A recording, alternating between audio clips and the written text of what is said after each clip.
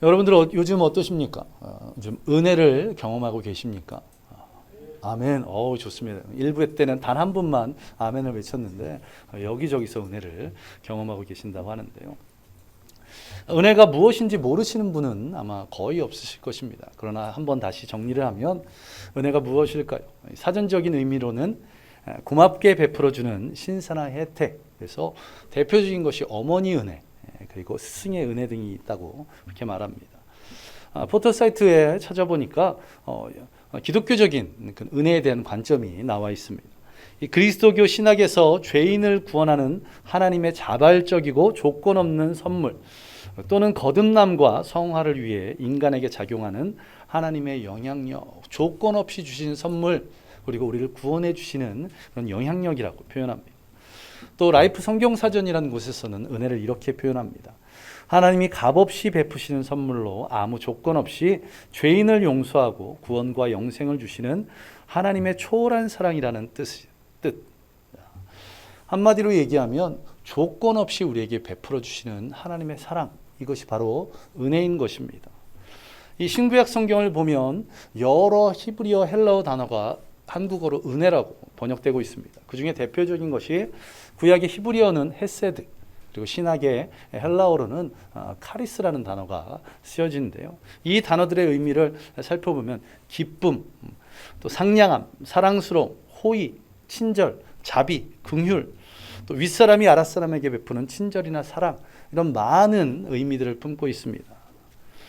여러분들 은혜를 경험했다고 말씀하셨는데 지난 일주일의 삶 가운데 이런 하나님이 베풀어 주신 사랑, 호의, 상냥함, 친절, 자비, 긍휼, 이런 것들을 경험하셨습니까? 이것이 우리를 향한 하나님의 은혜입니다. 내가 세상을 살아가면서 그 하나님의 사랑을 경험하게 된 것, 내가 기쁘고 행복하게 살아가게 되는 이 모든 것들이 하나님의 은혜라는 것입니다. 하나님께서는 이 은혜를 베풀어 주실 때 어떤 것을 구분하며 은혜를 베풀어 주시는 분이 아니십니다. 인종을, 또 남녀를, 나이를 불문하고 우리에게 이 은혜를 베풀어 주십니다. 하나님께서 이 은혜를 베풀어 주시는 것을 시편 139편에서 이렇게 표현합니다. 주께서 내가 앉고 일어섬을 아시고 멀리서도 나의 생각을 밝히 아시오며 나의 모든 길과 내가 눕는 것을 살펴보셨으므로 나의 모든 행위를 익히 아시오니. 하나님께서 우리에게 은혜를 베푸시는데 그 베푸시는 것이 어떻게 베푸시냐면 우리의 모든 것을 아셔서 우리의 필요를 따라 은혜를 베푸신다는 겁니다. 짧게 표현하면 내가 앉고 일어서, 이것이 하루에 자다가 일어나서 일하고 다시 자는, 좀 넓게 표현하면 우리 아기 때부터 죽을 때까지 우리의 삶의 모든 여정을 모두 아신다고 주님을 말씀하십니다. 하나님께서 우리를 어떻게 또 얼마나 아실까요? 마태복음 10장 30절에 보시면 우리의 머리털까지 세신 바 되셨다고 말씀하고 있습니다. 지금 이 자리에 자신의 머리털 개수를 아시는 분은 한 분도 없으실 겁니다. 그런데 이게 단순히 지금 내 머리털 개수가 몇만 개다, 이것을 아는 것이 아니라고 분명 말씀드렸습니다. 이 머리털을 세신 바 되었다는 것은 무슨 의미일까요? 언젠가도 말씀드렸지만 머리털은 어떻습니까? 어제의 머리털과 오늘의 머리털의 개수는 다릅니다. 몇십 개가 빠지고 또 몇십 개가 새로 나죠. 이 머리털을 세신 바 되었다는 것은 순간순간마다 나를 지켜보고 계신다는 거, 나와 함께하고 계신다는 그런 의미를 가지고 있습니다. 그렇게 완벽하게 나를 아시는 그 주님께서 우리에게 베풀어 주시는 사랑, 호의, 친절, 자비, 긍휼, 이것이 은혜라는 것입니다. 이처럼 받을 자격이 없음에도 불구하고 우리는 은혜를 받고 있습니다. 그리고 오늘 찬양 드렸던 것처럼 지나온 우리의 모든 삶을 돌아보면 그것이 은혜였고, 또한 이것이 합당하다면 우리의 앞으로의 모든 삶도 주님께서 은혜로 인도하실 것입니다. 저와 여러분의 삶 가운데 이러한 은혜가 날마다 가득하기를 간절히 소망합니다. 그런데 오늘 본문을 보시면 자신이 누리고 있는 것이 얼마나 귀한 은혜였는지를 전혀 깨닫지 못하고 있는 두 형제가 등장을 합니다. 오늘 본문이 기록된 누가복음 15장 11절에서 32절까지 내용, 이 내용을 흔히 탕자의 비유라고 그렇게 말을 합니다. 그리고 보통 여기서 탕자라고 하면 둘째 아들을 의미하죠. 또 많은 목사님들께서 이 본문을 가지고 이 둘째 아들이 아버지에게 범죄한 것, 그리고 회개하고 돌이키는 것을 통해 말씀을 전하셨습니다. 그런데 지난주에도 말씀드렸던 것처럼 오늘 본문을 아주 자세히 보시면 둘째 아들과 마찬가지로 흠이 없어 보였던 이 첫째 아들도 탕자였다는, 잃어버린 아들이었다는 그런 것을 발견하게 됩니다. 그리고 오늘 보게 되는 이 본문의 주인공이 이 두 아들이 아니라 아버지였다는 것을 발견할 수 있습니다. 누가복음 15장에 있는 이 두 아들을 한번 보시면 이 둘은 아버지의 마음을 전혀 헤아리지 못하고 있는 것을 보게 됩니다. 이 두 아들이 방법만 다를 뿐 그들은 그들의 삶의 목적이 무엇이었습니까? 아버지의 재산을 받는 것, 물질이 그들의 삶의 목적이었습니다. 이들은 아버지의 사랑을 받기보다 아버지의 재산을 받는 것을 더 삶의 우선순위로 여겼던 것입니다. 예수님께서는 이 비유를 통해서 무엇을 말씀하고자 하셨을까요? 2000년 전 당시 사회적으로 손가락질 받았던 세리와 창기들, 그들을 둘째 아들에 비유하셨습니다. 그리고 당시에 아주 존경받았던 바리새인들과 서기관들을 첫째 아들로 비유하신 것입니다. 세상에서 손가락질 받던, 그리고 세상에서 존경받던 모두가 죄인이라고 그렇게 선포하신 것입니다. 그래서 오늘 본문은 탕자의 비유라기보다는 아버지의 비유라고 하는 것이 더 옳은 표현일 것입니다. 이 비유를 통해서 아버지가 어떤 분이신지, 그 아버지로 설명되는 하나님께서 어떤 분이신지, 그 하나님께서 우리에게 베풀어 주시는 은혜와 사랑이 얼마나 귀한 것인지 그것을 우리에게 말씀해 주시기 위해서 예수님께서 이렇게 비유로 설명하신 것이 오늘 본문 말씀입니다. 오늘 본문 앞에 15장 2절을 보시면 세리와 죄인들이 말씀을 듣기 위해서 예수님을 찾아왔습니다. 그때 그런 모습을 보고 이 바리새인과 서기관들이 수군거리기 시작합니다. 무슨 말입니까? 이들은 예수님이 저 죄인들과 음식을 같이 먹고 저 죄인들을 영접한다고 비난하고 있는 것입니다. 이들은 스스로 의롭다 착각해서 세리와 창기로 대표되는 당시의 죄인들을 아무렇지도 않게 정죄하고 있는 것입니다. 이런 바리새인들에게 예수님께서는 어떻게 말씀하십니까? 너희도 그들과 동일한 죄인이라고, 겉으로 드러나진 않지만 너희도 죄인이라고 이렇게 말씀하고 계신 것입니다. 지난주에 못 오신 분들도 계시고 또한 기억 못하실 분도 있을 수 있기에 오늘 본문에 기록된 이 두 아들 그리고 아버지에 대해서 다시 잠깐 말씀을 드리도록 하겠습니다. 누가복음 15장을 다 펴시기 바랍니다.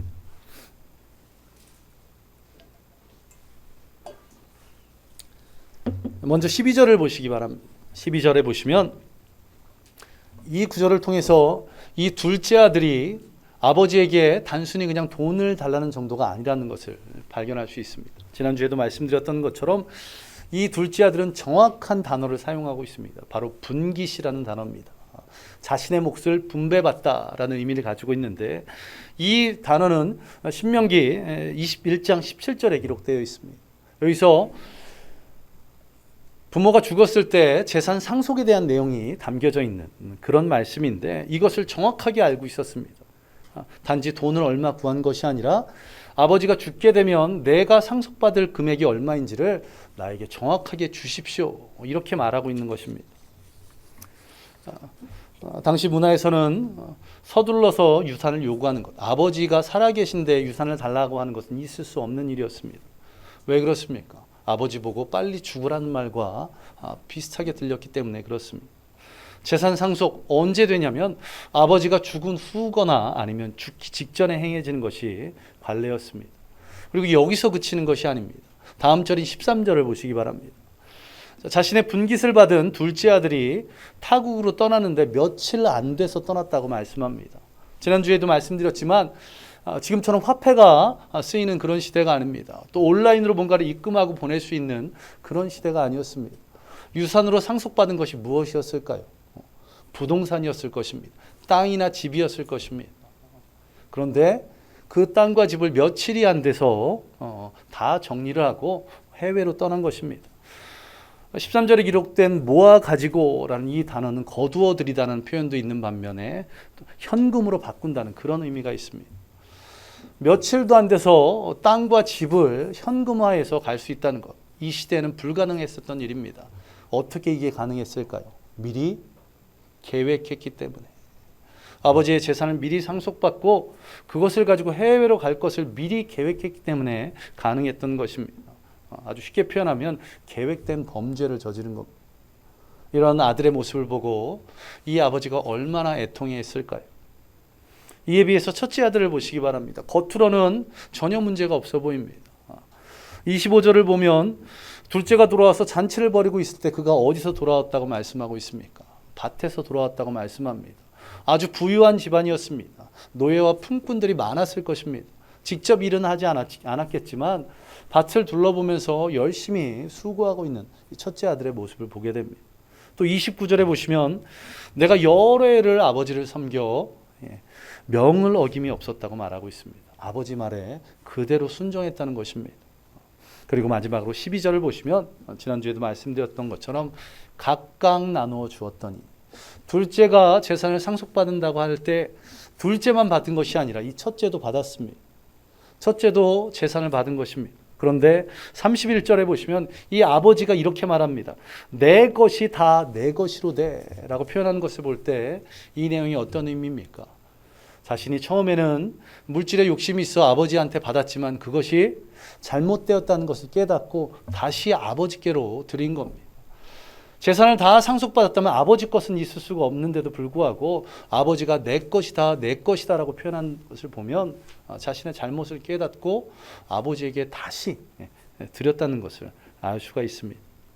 자, 겉으로 보면 어떻습니까? 둘째는 계획된 범죄를 저지른 천하의 상종 못할 망나니처럼 보입니다. 그리고 첫째는 너무나도 순종적이고 착한 그런 아들처럼 보입니다. 그런데 예수님께서는 어떻게 말씀하십니까? 이렇게 차이가 많이 나는 두 아들을 모두 죄인이라고 말씀하고 계십니다. 첫째가 어떤 죄를 지었기에 이렇게 말씀하고 계실까요? 앞서 말씀드린 것처럼 첫째는 바리새인과 서기관들, 2000년 전에 가장 존경받는 사람들을 비유하고 있다고 말씀했습니다.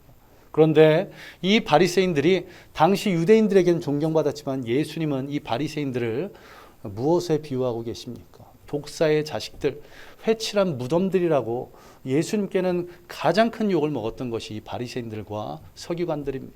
왜 그렇습니까? 그들의 겉과 속이 달랐기 때문에 그렇습니다.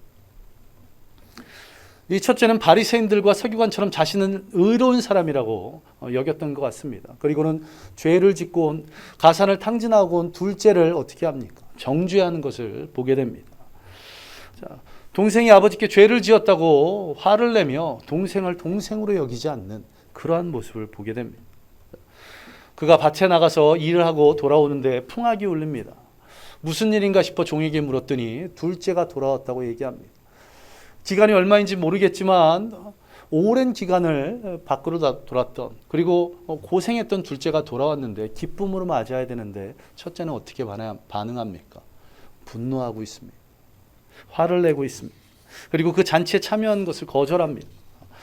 오늘 본문 15장 28절을 보시면 이 맏아들에 대해서 이렇게 표현하고 있습니다. 그가 노하여 들어가고자 하지 아니하거늘. 기뻐해야 될 텐데 왜 화를 내고 있습니까? 이 아버지는 둘째를 더 사랑한 것이 아닙니다. 아버지는 동일하게 사랑했고 단지 이 둘째가 더 안타까웠을 뿐입니다.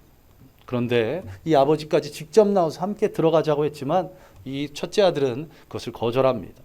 그리고 이렇게 외칩니다. 29절과 30절을 보시면 내가 여러 해 아버지를 섬겨 명이 어김이 없거늘 내게는 염소 새끼라도 주어 나와 내 벗으로 즐기게 하신 일이 없더니 아버지의 살림을 창녀들과 함께 삼켜버린 이 아들이 돌아오매 이를 위하여 살진 송아지를 잡으셨나이다. 아버지에 대해서 어떻게 여기고 있습니까?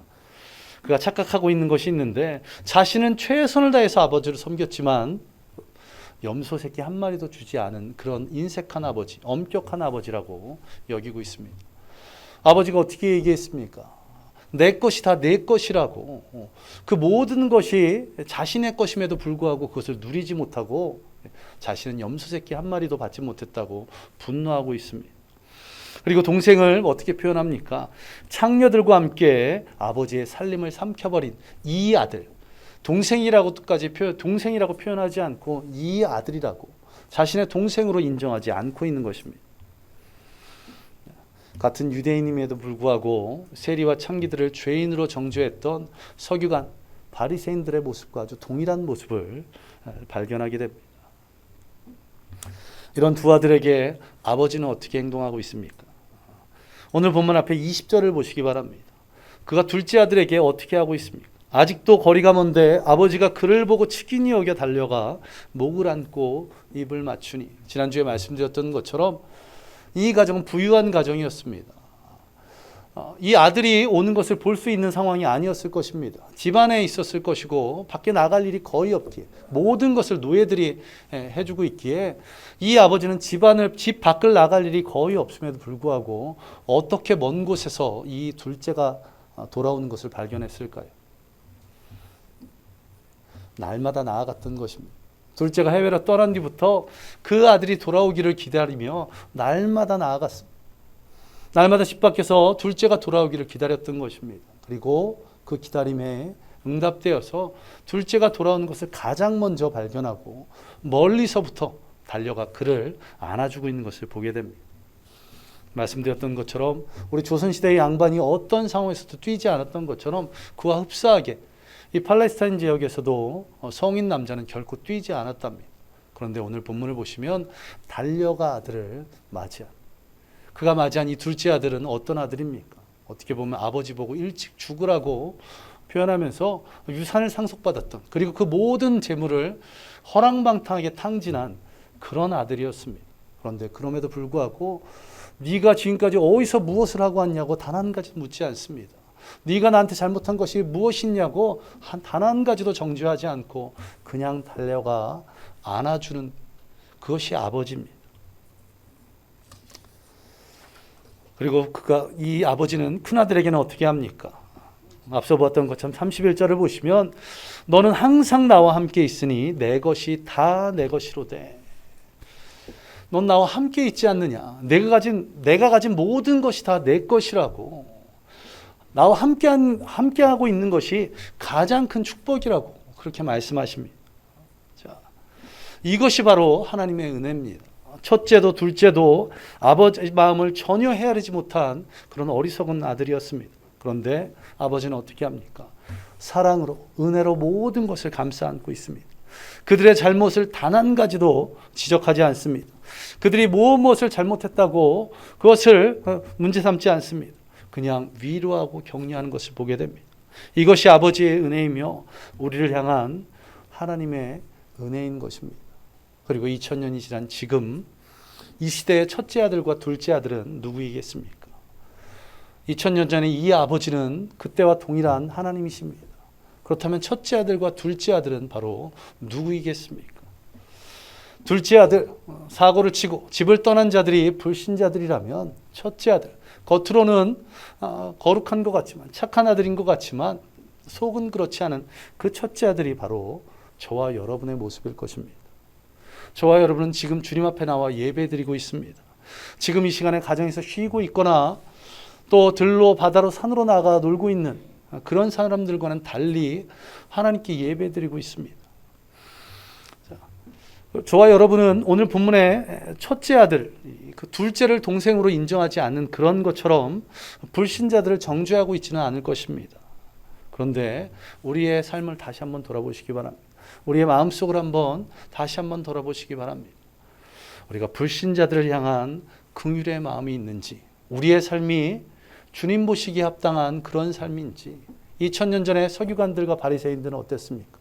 종교적으로만큼은 하나님을 섬기는 것만큼은 그 어떤 문제도 없었습니다. 물론 그게 행위에만 그치고 믿음에까지 이르지 못했기에 문제였지만 우리는 어떻습니까? 믿음은 있을지언정 우리의 행위, 우리의 삶의 모습들이 그 믿음을 따라가고 있는지 다시 한번 돌아보시기 바랍니다. 아니 어쩌면 우리 가운데 이 첫째 아들의 모습만 있는 것이 아니라 둘째 아들의 모습까지도 있을 수 있습니다. 우리 어떻습니까? 뉴스와 신문, 정치와 사회면을 보면 그들을 바라보고 손가락질 한번 하지 않으셨던 분들 없었을 것입니다. 왜 저렇게 정치하는지, 왜 저렇게 사회를 이끌어가는지 비판했던 적이 없었던 분 없으실 것입니다. 이러한 첫째 아들의 모습이 우리에게 있었고 또 어떤 둘째 아들의 모습이 우리에게 있을까요? 성경에는 기록되어 있지 않습니다. 그러나 유추해서 한번 생각해 보면 이러한 생각이 적절할 것 같습니다. 자, 이 둘째 아들이 아버지에게 유산을 상속달라고 했을 때 그 상속달라는 말을 듣고 이 아버지가 그래 가져가렴 하고 바로 주었을까요? 성경에서는 이 부분이 그렇게 중요하지 않은 부분이기 때문에 12절에 보시면 그냥 요청하자 각각 나누어 주었다 이렇게 말씀하고 있습니다. 그런데 일반적으로 상식선에서 생각하면 갑자기 아이들이 용돈을 주십시오라고 하면 그냥 주십니까? 대부분 어떻게 주십니까? 어디에 쓰려고 하고 물어보는 게 인지상정입니다. 그런데 그냥 돈을 얼마 달라는 것이 아니라 재산을 상속받고 싶다는데 아무런 질문 없이 그냥 내어주지는 않았을 것입니다. 분명 아들도 준비했을 것입니다. 이 정도 며칠 안에 재산 다 가지고 현금화해서 타국으로 가는 아들이었다면 아버지의 귀에 그럴듯하게 들릴 만한 계획들이 있었을 것입니다. 아버지께서 나에게 유산을 상속해 주시면 내가 이 돈을 가지고 이렇게 활용해서 이러한 일들을 하겠습니다라고 그런 계획들이 있었을 것입니다. 저와 여러분들도 예배를 드립니다. 예배 가운데 은혜를 경험합니다. 그리고 어떤 마음을 품으십니까? 내가 이 한 주간 오늘 하나님께서 주시는 말씀대로 내가 이렇게 살아야지 하고 계획하고 작정하실 것입니다. 이것이 없다면 여러분은 잘못된 예배를 드리고 계신 겁니다. 자, 이런 계획과 작정들 어떻습니까? 이 둘째 아들도 이런저런 계획을 세웠지만 어떻게 했습니까? 타국으로 나가 모든 것을 허랑방탕하게 사용했습니다. 여러분은 어떠십니까? 지난주 주님께서 주신 말씀 그대로 이 한 주간 살아오셨습니까? 세상이 바쁘고 분주한 일상 때문에 또한 나의 직장 생활 또 학교에서의 학업들 여러 가지 일들 때문에 어느 순간 내가 작정했던 이렇게 살아야지 하는 것들은 다 사라져 버립니다. 내가 계획했던 하나님 뜻대로 이렇게 행해야지 했던 것들이 전혀 기억에 나지 않습니다. 그리고는 세상 사람들과 별 다를 바 없는 그냥 직장에 매여 학교에 매여서 세상 살아가는 데 매여서 동일한 삶을 살아가고 있는 것이 우리의 모습이 아닌지 다시 한번 돌아보시기 바랍니다. 저도 목사지만 제가 새벽 예배 드릴 때마다 맨 마지막에 드리는 기도가 있습니다. 오늘 하루도 주님 앞에 부끄럽지 않게 해주시옵소서. 그런데 다음날 어떤 기도를 할까요? 다음날 바로 회개 기도를 합니다. 하나님, 전날 그렇게 기도했는데 부끄럽게 살았던 저를 용서하여 주십시오. 그리고는 또 새벽 예배를 마치고 마지막으로 기도할 때 이 하루 하나님 부끄럽지 않게 살아갔다. 이러한 것이 우리의 모습입니다. 이러한 모습 속에 둘째 아들의 모습이 있는, 첫째 아들의 모습과 둘째 아들의 모습이 모두 다 있는 그런 우리의 삶의 모습들 얼마나 연약하고 부족합니까? 그러나 걱정하지 마시기 바랍니다. 둘째 아들은 어떻게 했습니까? 아버지께로 돌아갔습니다. 그리고 첫째 아들은 계속 아버지와 함께 있습니다. 걱정하지 마시기 바랍니다. 비록 그 말씀 그대로 살아가고 있지는 못하지만 둘째 아들처럼 아버지께로 돌아가는 저와 여러분 되시기 바랍니다. 첫째 아들처럼 그냥 계속 아버지와 함께하는 저와 여러분 되시기를 간절히 소망합니다. 여호와께로 돌아가시기 바랍니다. 그 아버지의 은혜 안에 거하시기 바랍니다. 이처럼 여호와께로 돌아간다는 것은 무엇을 의미합니까? 호세아서 6장 1절부터 3절을 보시면 여호와께 돌아가라고 호세아 선지자를 통해서 하나님께서 말씀하십니다. 그리고 여호와께 돌아가는 것은 여호와를 알아가는 것이라고 그렇게 말씀하고 있습니다. 자, 여호와께 돌아온다는 것이 여호와가 어떤 분이신지를 깊이 알아가는 것입니다. 그렇다면 여호와를 알아가려면 가장 좋은 방법이 무엇일까요?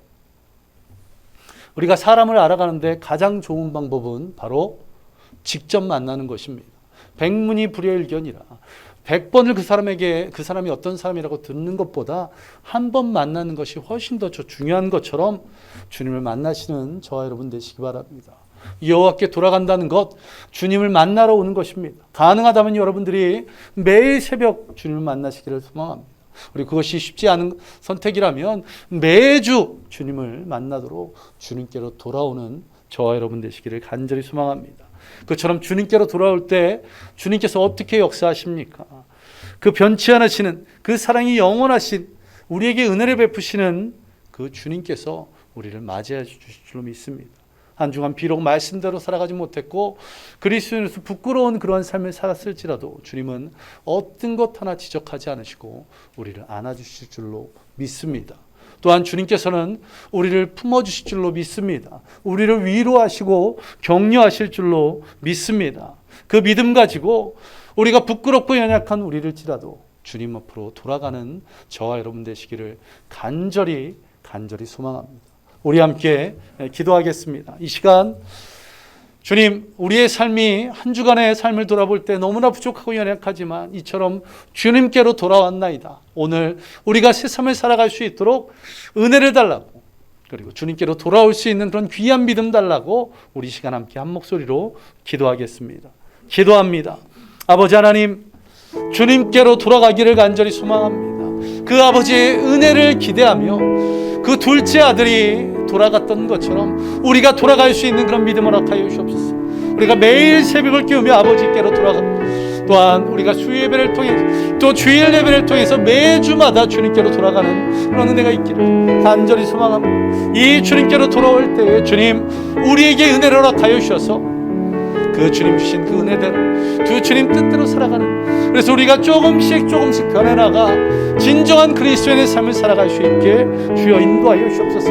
지금은 부족하고 연약하여서 이 둘째 아들처럼 우리가 받은 은혜들을 또 우리가 작정하고 계획한 것들을 행하지 못하고 또 세상에 매몰되고 세상 사람들과 별다를 바 없는 그런 한 주간의 삶을 살아갔습니다. 그러나 이처럼 매주 주님 앞에 돌아옴을 통해서 매일 새벽을 깨우며 주님 앞에 나옴을 통해서 우리가 조금씩 변화되어 진정한 그리스도의 삶, 주님 앞에서 부끄럽지 않은 그런 삶을 살아갈 수 있도록, 그리고 언제나 우리를 받아주시는, 우리에게 은혜 베풀어 주시는, 우리 기도에 응답하여 주시고 우리에게 새 힘을 주시는 그 주님을 만날 수 있도록 아버지 여호와께 돌아가는 우리 교회 모든 성도들 되게 주여 인도하여 주시옵소서. 주님의 이 귀한 은혜가 우리 원주원 침례교회 모든 성도들, 이 자리에 예배에 참석하는 모든 성도들에게 임할 수 있도록 주여 역사하여 주시옵소서. 주님을 의지합니다. 모든 것 예수님 이름으로 간절히 기도하옵나이다. 우리 함께 찬양 드립니다. 여호와께 돌아가자. 여호와께 돌아가자. 우린 돌아서도 그는 변치 않네. 여호와께 돌아가자. 우린 넘어져도 그 사랑 영원하네. 여호와께 돌아가자. 우린 돌아서도 그는 변치 않네. 여호와께 돌아가자. 우린 넘어져도 그 사랑 영원한 사랑은 오래 참고 자신을 내어주네. 서로 사랑할 때 세상은 주보내. 사랑은 절대 지지 않네. 사랑은 오래 참고 자신을 내어주네. 서로 사랑할 때 세상은 주보내. 사랑은 절대 지지 않네. 여호와께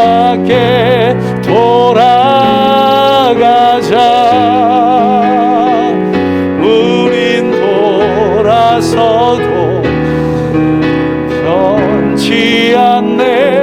여호와께 돌아가자.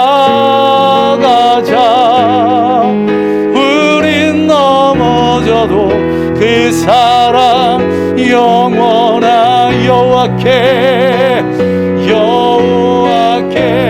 돌아가자. 우린